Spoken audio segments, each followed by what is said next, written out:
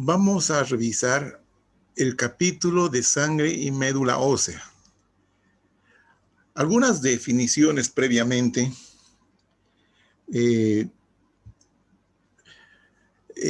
Se conoce al tejido sanguíneo o sangre simplemente como una variedad de tejido conectivo especializado. No se olviden que cuando hicimos la parte básica de tejido conectivo, hablábamos del tejido conectivo propiamente dicho y del especializado. Entonces, la sangre entra en ese contexto de un tejido conectivo especializado. La sangre es el fluido que circula por todo el organismo a través del sistema circulatorio. Este sistema está formado por el corazón, que es una bomba muscular, y un sistema tubular, de estructuras tubulares, que son los vasos sanguíneos. La sangre es de color rojo brillante en las arterias. Eso se debe a que generalmente en las arterias circula sangre oxigenada y es de color rojo oscuro en las venas debido a que tiene una carga de dióxido de carbono. Una persona adulta tiene aproximadamente 5 litros de sangre. El 90% de la sangre es agua y el 10% restante son los elementos figurados. Simplemente llamémoslo así, porque hay estructuras que no cumplen con los requisitos para hacer células, ¿no es cierto? Por ejemplo, las plaquetas y los glóbulos rojos no tienen núcleo, entonces no tienen esa propiedad de llamarse verdaderas células, ¿verdad? La sangre en general, estamos hablando de funciones generales, participa en la nutrición de los tejidos, lleva nutrientes de la sangre a los tejidos y también participa en el intercambio de gases. Esto significa el intercambio de oxígeno y dióxido de carbono. Interviene en las defensas del organismo, porque hay células como los linfocitos, los macrófagos, que participan activamente en la reacción inmunitaria, por ejemplo. También regula la temperatura corporal, es otra función importante, ¿ya?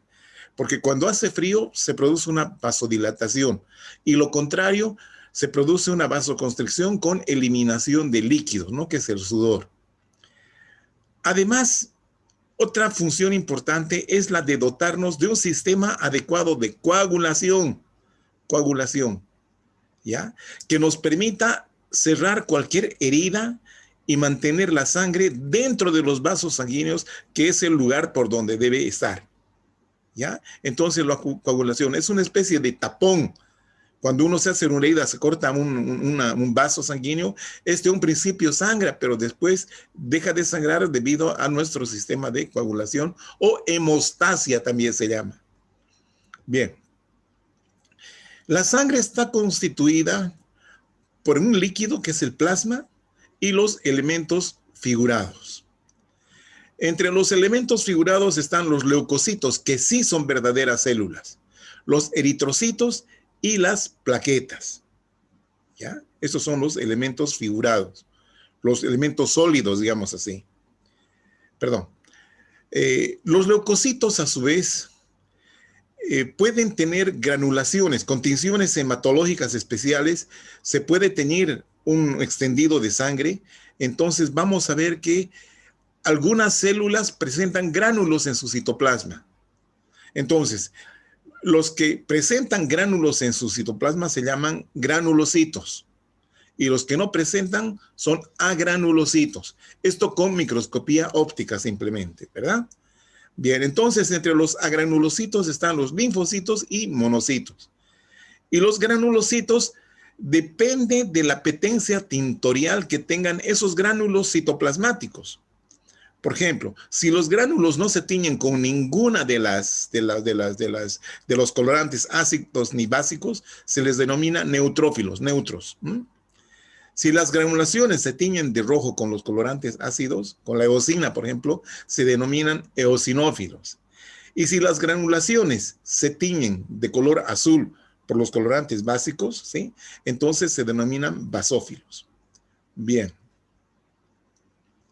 Entonces acá tenemos algunos conceptos nuevos, ¿no es cierto? Estamos viendo acá los elementos figurados. Esta es una visión microscópica, no en un extendido de sangre, ¿sí? La mayor parte corresponden a eritrocitos, ¿no? Que pueden estar sueltos o apilados, así como pilas de monedas. Y aquí vemos a las verdaderas células que son los leucocitos. Aquí vemos un linfocito, por ejemplo, un monocito, ¿sí? Un neutrófilo que tiene esa característica de tener un núcleo segmentado. Un eosinófilo, y acá vemos un basófilo que no está muy fiel, ¿no? Este esquema, pero bueno, sirve. Y también encontramos estos elementos más pequeñitos que son las plaquetas, o también llamadas trombocitos. ¿Y qué es el hematocrito? El hematocrito viene a ser la relación porcentual entre el plasma y los elementos figurados. Entonces, ¿cómo se obtiene este dato del hematocrito? En una probeta, ¿sí? Que está graduada de 0 a 100 o de 100 a 0, no importa. Se deposita sangre, ¿no? Justamente en este extremo donde está el 0 o el 100, no hay problema. Entonces, después de un tiempo razonable que puede ser una hora y media, bueno, vamos a ver que los elementos sólidos, los elementos formes, se decantan, se van hacia el fondo por gravedad. ¿Ya? Entonces queda aquí el plasma, que luego ocupar un 60% de toda esta cantidad, que era el 100%, ¿verdad? Es el plasma, ¿no? El 100%. Esto es, digamos, promedio. ¿Ya? Y el resto de elementos figurados y leucocitos, si ustedes quieren, o elementos figurados, llamemos así, ¿ya? Es el 40% de sólidos y 60% de líquidos. Entonces, esa es una relación porcentual promedio. Varía mucho en el varón, en la mujer, en la gente que vive en la altura, en la gente que vive un poco más abajo, en el llano, por ejemplo, donde estamos. Bien. El plasma sanguíneo, vale decir esto, ¿no? Este líquido. El 90% de este plasma corresponde al agua, que sirve como un solvente a una gran variedad de solutos, como ser proteínas, gases disueltos, electrolitos como el sodio, potasio, calcio, magnesio, en fin. Nutrientes, pueden ser proteínas también, o aminoácidos, glúcidos, lípidos, gotitas de lípidos, etcétera. Y también pueden estar circulando moléculas reguladoras como las hormonas y, por supuesto, material de desecho. Este material de desecho, por lo general, está circulando en las venas, ¿no? Bien. Entonces, de las proteínas, la albúmina es la principal. Representa a la mitad en cantidad, ¿no es cierto? A la mitad de proteínas totales. Entonces, no solamente existe la albúmina, también las globulinas, la fibrinógeno y otras proteínas, que juntas, todas estas proteínas, son muy importantes porque ejercen una presión física que se llama la presión coloidosmótica, o también llamada presión oncótica. Bien. Esto es muy importante para el intercambio de sustancias, ¿no? Entre los capilares y los tejidos. Hemos visto que en un tejido existe el líquido entre las células, ¿no es cierto? Sería el líquido intercelular o simplemente llamado líquido intersticial. Este líquido deriva del plasma sanguíneo, ¿sí? Deriva del plasma sanguíneo, así es. Aquí vemos un capilar donde vemos la pared que está constituido por una membrana basal y las células endoteliales, que son estas, ¿no? Están en el núcleo, son células planas. Aquí hemos cortado para ver digamos, el flujo, ¿no? Y en el flujo vamos a ver los elementos formes de la sangre, como ser glóbulos rojos o eritrocitos, las plaquetas, los glóbulos blancos, ¿ya? Y bueno, acá no se nota muy bien qué tipo de glóbulo blanco sería este, ¿no? Y aquí está el plasma, ¿no? El líquido donde están suspendidos, donde están nadando estos elementos formes. Entonces acá vemos en un corte histológico un pequeño vasito, y vemos a trasluz ahí cómo están los glóbulos rojos principalmente circulando, ¿sí? Circulando. Aquí tenemos un adipocito o célula adiposa y esta es una vénula, ¿no es cierto? Un vaso pequeño. Bien, ¿cómo se obtiene un extendido de sangre para estudiarla? En un portaobjeto se pone una gotita de sangre, ya sea obtenida con un pinchazo, una lanceta, ¿no? Se pincha en un borde de uno de los dedos o bien del lóbulo de la oreja y se deja caer una o dos gotas en este extremo. Y con otro portaobjeto se deposita, este filo se pone acá, a este nivel, ¿sí? Entonces, esta sangre se distribuye por capilarización por todo este filo, ¿no? Por todo este borde. Entonces, esto se recorre hacia adelante, así, se recorre y se va a formar este extendido, que es muy importante para poderlo estudiar, ¿no? Entonces, este extendido, una vez que está seco al ambiente, se fija en alcohol, o bien hay colorantes hematológicos que ya vienen con su alcohol, ¿no? Que es el fijador natural. Bien. Entonces, acá tenemos un cuadro hemático donde refleja la línea roja, ¿no es cierto? Normal en el adulto. ¿Ya? Los glóbulos rojos están en una cantidad de 4,5 a 6 millones por milímetro cúbico, ¿sí? Ese dato es importante. No vamos a dar las cifras así a secas, ¿no? Hay que poner la unidad por milímetro cúbico. La hemoglobina está en 14 a 18 gramos por decilitro. El hematocrito en los hombres varía entre 41 y 51%, ¿ya? En los varones. El hematocrito, ya saben qué es, la relación porcentual, dijimos, ¿no? En las mujeres estos valores son un poco menor, ¿no? Por ejemplo, glóbulos rojos están en 4 a 5,5 millones por milímetro cúbico, así es. La hemoglobina está entre 12 y 16 gramos por decilitro. Y el hematocrito es de 37 a 47%. ¿Sí? La hemoglobina es un pigmento de color rojo que está dentro de los glóbulos rojos. Justamente, si son rojos es gracias a este pigmento, la hemoglobina, ¿no? Entonces, gracias a esta hemoglobina son capaces de transportar los gases, tanto el oxígeno como el dióxido de carbono. Bien, este es un extendido ya teñido, ¿ya? Donde vamos a ver que la mayor parte de los elementos son glóbulos rojos, porque están en gran cantidad, ¿no es cierto?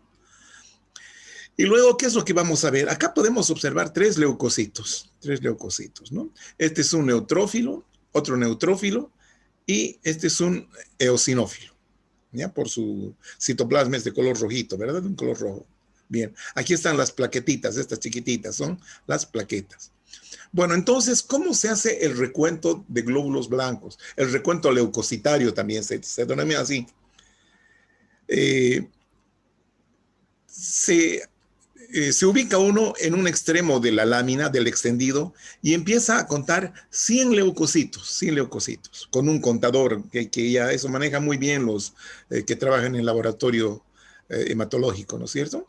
Entonces van contando, ¿no? En este campo tenemos 3, en otro campo tendremos 4, en otro 5, en fin. Pero hay que llegar a contar 100 leucocitos, ¿no?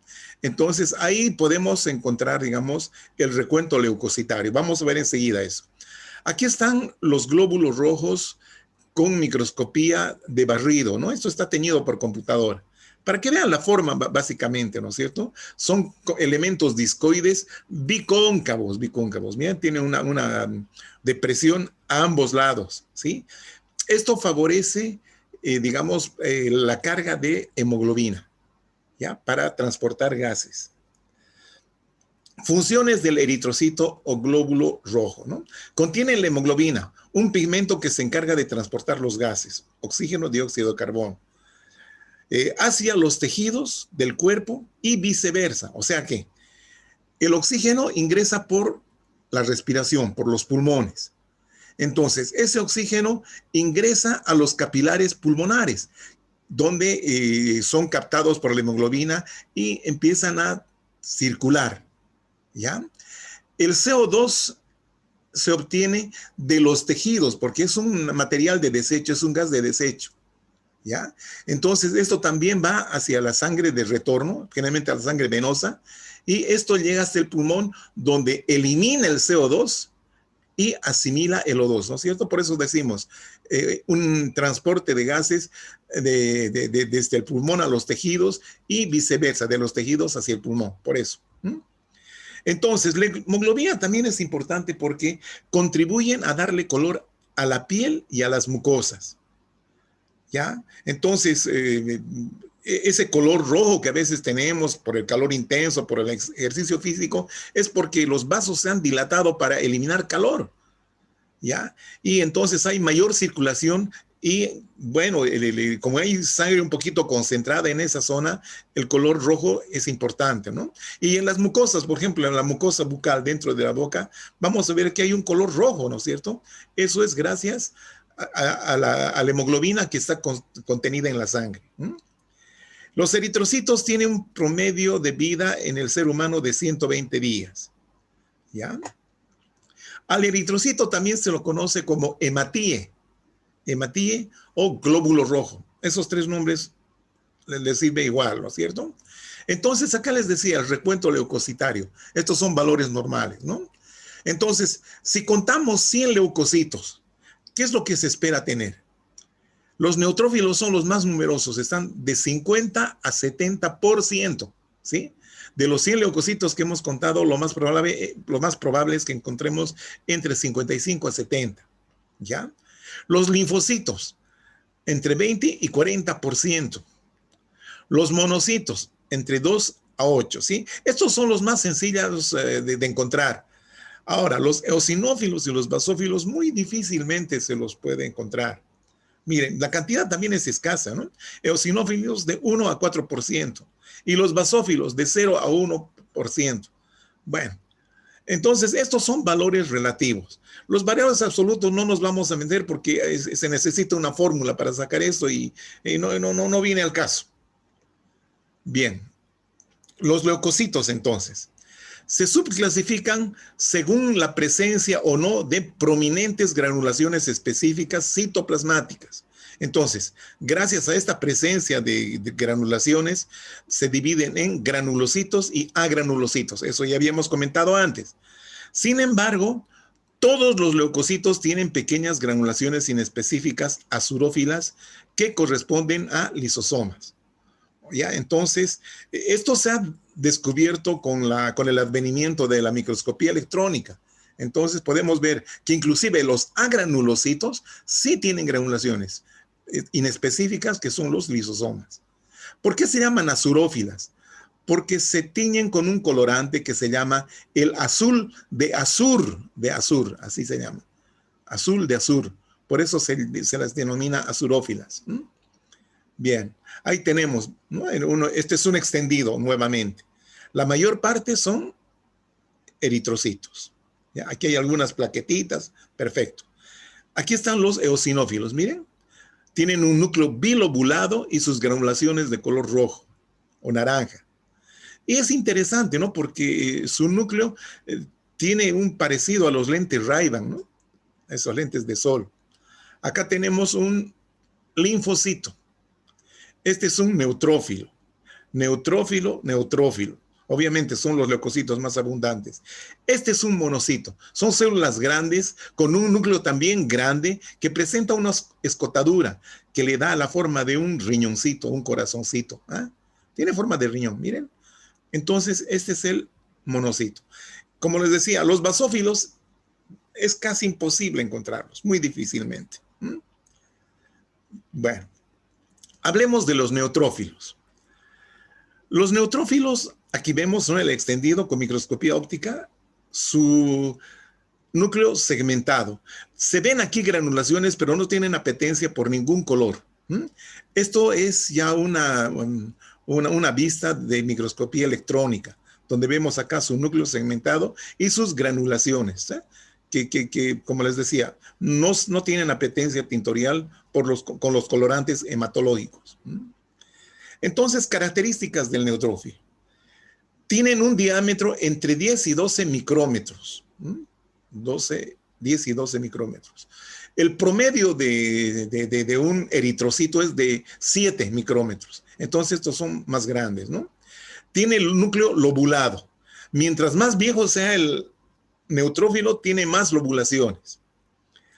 En su citoplasma contiene gránulos específicos. ¿Y estos gránulos qué contienen? Una serie de enzimas como la lactoferrina, lisozima, la colagenasa tipo 4, el activador del plasminógeno y fosfolipasas. Son enzimas que están en sus gránulos específicos. En sus gránulos azurófilos también contienen enzimas como ser la mieloperoxidasa, hidrolasas ácidas, elastasas. Y los gránulos terciarios contienen fosfatasas y metaloproteinasas.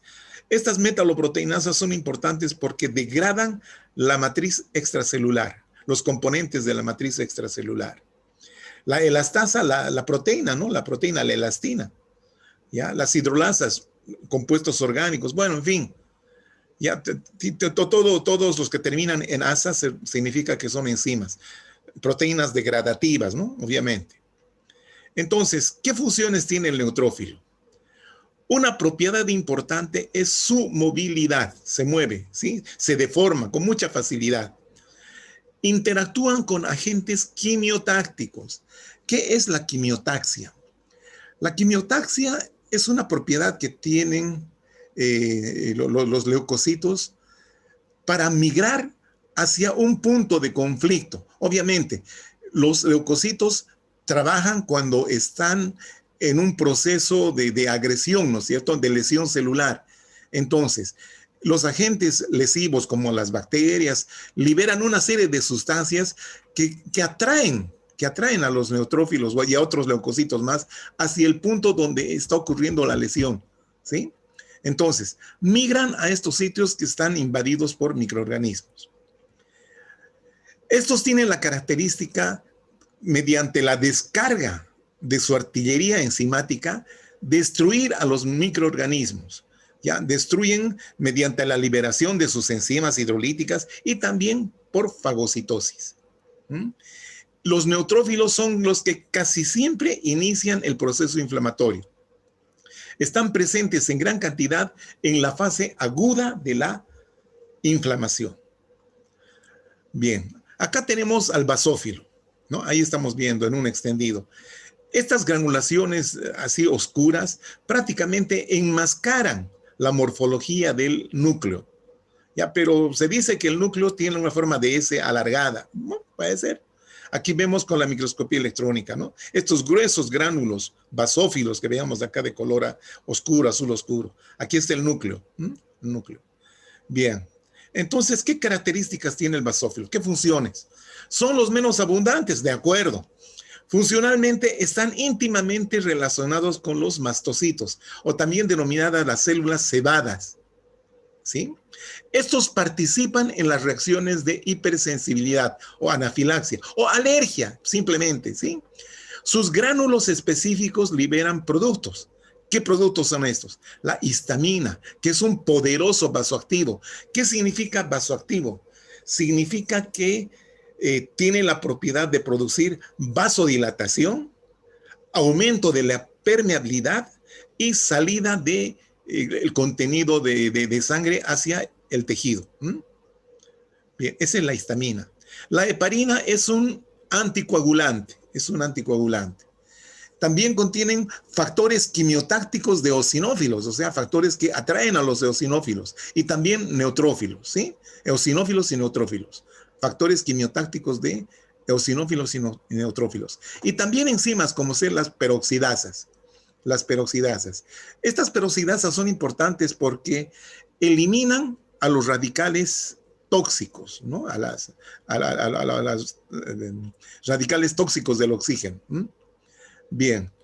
También pueden producir los basófilos estos mediadores químicos de la inflamación que se llaman los leucotrienos, con funciones similares a la histamina, o sea, son vasoactivas, aunque más lentas y persistentes. Los gránulos específicos del basófilo contienen hidrolasas ácidas, ¿ya? Inespecíficos, claro, porque casi todos tienen esto, casi todos, por eso son inespecíficos. Bueno, eso en cuanto al basófilo. El eosinófilo. estamos viendo acá que sus gránulos son de color rojo, rosado. Aquí está el núcleo bilobulado, como lentes Ray-Ban les decía. Y aquí vemos a la microscopía electrónica, ¿no es cierto? Estos son sus granulitos, ¿sí? Aquí vemos el núcleo, ¿no es cierto? Bueno, ¿qué funciones tiene el eosinófilo? Producen la histamina, los leucotrienos, el factor quimiotáctico de eosinófilos, habíamos visto que la histamina, los leucotrienos, el factor quimiotáctico de eosinófilos son producidos por el basófilo, ¿verdad?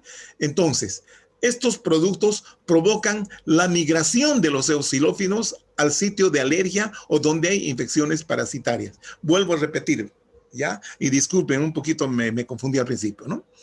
La histamina, leucotrienos, factor quimiotáctico de eosinófilos son productos del basófilo, que en el eosinófilo provocan su migración al sitio de reacción alérgica o de infecciones parasitarias. ¿Ya? Los gránulos específicos del eosinófilo contienen la proteína básica mayor, la proteína catatiónica, peroxidasas y neurotoxinas. La mayor parte son un tipo de enzimas, ¿no es cierto? Enzimas degradativas. También producen otras enzimas, la histaminasa, por ejemplo, que neutraliza la actividad de la histamina, del basófilo, ¿no? La arilsulfatasa, que neutraliza la actividad de los leucotrienos y otras enzimas menos importantes. Entre otras funciones del eosinófilo es que son capaces de englobar, de fagocitar inmunocomplejos. Inmunocomplejos es digamos, esa dupla de el anticuerpo más el antígeno, ¿no es cierto? Entonces, una vez que los engloban, los destruyen dentro del eosinófilo. Los gránulos inespecíficos, como todos les comenté, contienen hidrolasas ácidas y otras enzimas hidrolíticas. Los inespecíficos generalmente son lisosomas. Así es. Entonces, la presencia de numerosos eosinófilos en un recuento leucocitario está asociado con las alergias, reacciones alérgicas, infecciones parasitarias e inflamación crónica. Muy bien, aquí vamos a parar y terminar la primera parte.